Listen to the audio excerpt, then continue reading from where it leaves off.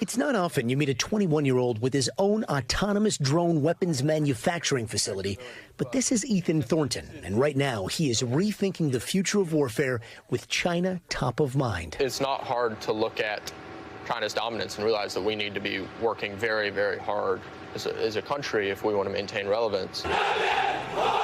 And while China has been putting on quite the show of military might, when it comes to scale, Thornton imagines a very different alternative than the high-tech, sophisticated U.S. arsenal that we're all used to. One of your missions seems to be trying to imagine what warfare is going to look like, not in 10 years, but in 20 years. You're 21, so that's literally a lifetime for you, and yet not too far down the road.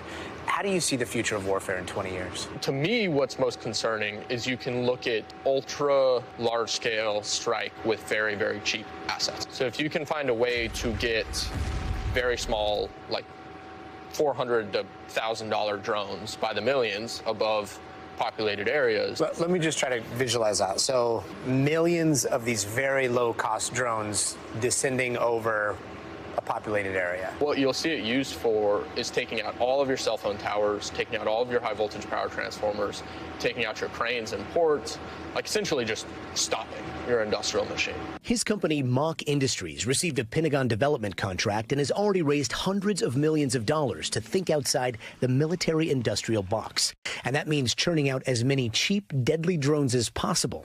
The kinds of systems that have transformed the modern battlefield in places like Ukraine.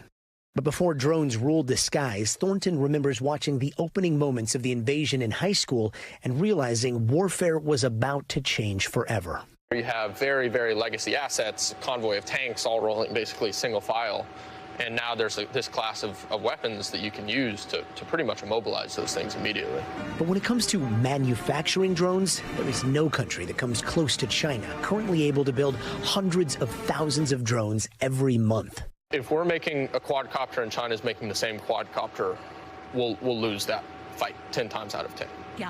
For him, if Chinese manufacturing is their greatest advantage, it should be the biggest target. And his focus has been finding ways to try and quickly flood adversarial skies with cheap autonomous weapons. It's a high-altitude dropped, long-range glide bomb. He calls this project Glide.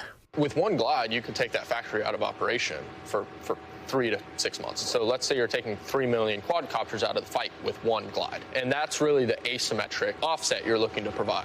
The specific details of Glide are still secret, but Thornton did show us prototypes of Viper. You and I could go and set up hundreds of these things in a parking lot somewhere. Think portable Hellfire missiles, but with more payload that can both take off and land if needed.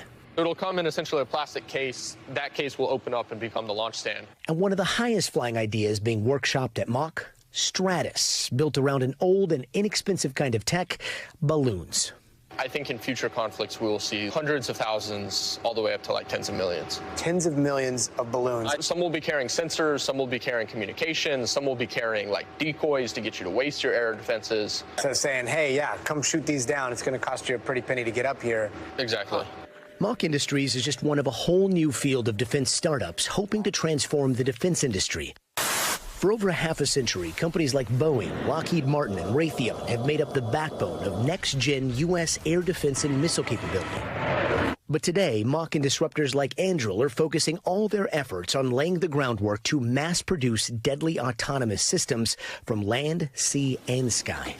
The way I see future defense looking is actually a lot more like the automotive industry, where every year you're essentially coming out with new models. These things are being refreshed on a 6-month to year-long cadence as warfare changes, and then your timelines for development are months instead of decades, but hopefully even weeks. He's hoping soon they'll have factories like this one spread out by the thousands. Yeah, so I think a big thing for us is decentralization, is designing products that you can make in very rudimentary, very small facilities. You don't want one factory that if you go to war, gets taken out and you lose your industrial base.